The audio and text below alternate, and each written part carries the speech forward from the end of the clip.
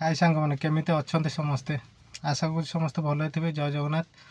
Last 2-3 दिन हम मुझे लॉगिन करनी माने गुरुवार ठू आरंभ करी गुरु शुक्र शनि रवि माने 4 दिन गुरुवार दिन हाफ टाइम करी तापर शुक्र शनि रवि 3 दिन आउ लॉगिन ही करनी। तो आगु को मंथ एंड अच्छी EMI भी आसीगला तो गोटे टार्गेट नहीं वीक्रे जमी हो माने 7 दिन जाक कम कर 7 दिन ना 6 दिन पूरा फुल कम करी गोटे टार्गेट 15,000 जमी हो रोजगार करार अच्छे। रोजगार 15,000 माने जे टोटाल अर्निंग 15,000 हम से नुह आपणकर अर्निंग जी है CNG काटिला जी अमाउंट हो टोटाल 15,000 माने बचो जी 15,000 टा जमी बचार अच्छे। तो आज बर्तमान टाइम है आपंकर 3टा मो सकाल सकाल आज आउ लॉगिन करी अवश्य से सकाल खेले वीडियो करें कहीं माने गोटे पर गोटे बुकिंग चली मझे जो टाइम बुकिंग टे बंद है सी खाया टाइम थिला तो मुझे वीडियो भी करें। बर्तमान सुधा मोर अर्निंग है 1400 टका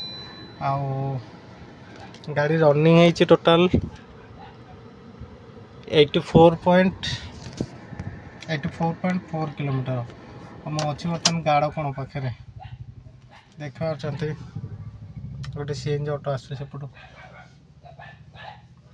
ये जो गाड़ कौन जो फील्ड अच्छी से फील्ड पाखे बरगछ अच्छी से जगह मैं बस ओलारे बाजुचे यू गोटे पर गोटे हेल्ले सब जगह 3.5 किलोमीटर 4 किलोमीटर पिकअप।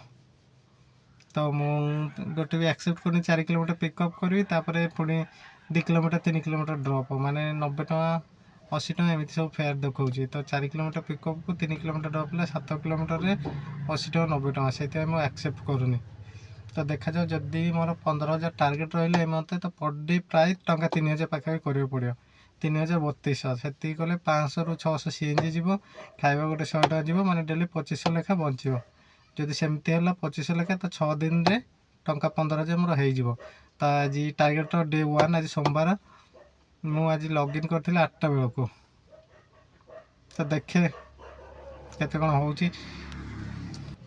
से गाड़ कौन थी भल बाजुला पिकअप अवश्य दूर दूर दौला 3 किलोमीटर 4 किलोमीटर हेल्ले बाजी चलूला से गोटे नियर बाय पिकअप गोटे मिलला जे मुझे एक्सेप्ट कली करके आणिकी आप 4 नंबर छाड़िली कस्टमर को तापठ बसिले घंटे ऊपर बाजुनी एमती टार्गेट केमी हम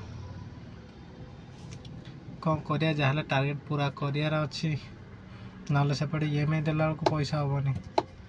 तो देखा जहाँ रात 10-11 जाए खटिया पड़ा पूरा वीक।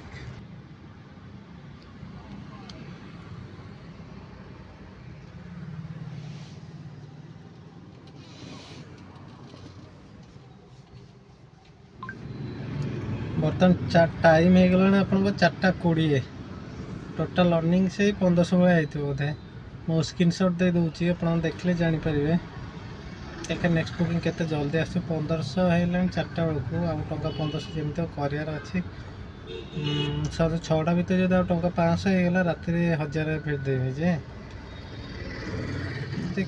कौन करी एमती संजोग को भी जाम रही जदि ना तो संजोग को बुकिंग बाजी हेल्ले करहबनी जाम जहाँ रात 8टा पर जा रास्ता खाली हम।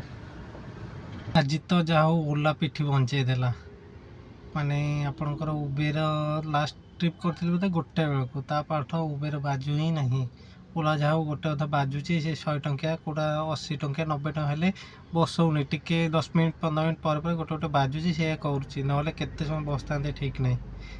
तो बर्तमान टाइम हो गला आप 5:30 अर्निंग है 1750 माने आहरी 1250 टका कले जाकि गोटे माने टार्गेट पाखा पहुँचा टंका 3,000 है 600 टका CNG दिखाँ 2400 टका जहाँ रही आउ से हिसाब से 7 दिन कम कर पड़े जब पर डे 2500 लेखा बचला तो 6 दिन हो 15,000। तो चेष्टा कर जेहेतु 3 दिन छुट्टी थी यही सप्ताह जहाँ खटिया पड़ो देखिए आउ कौन हो।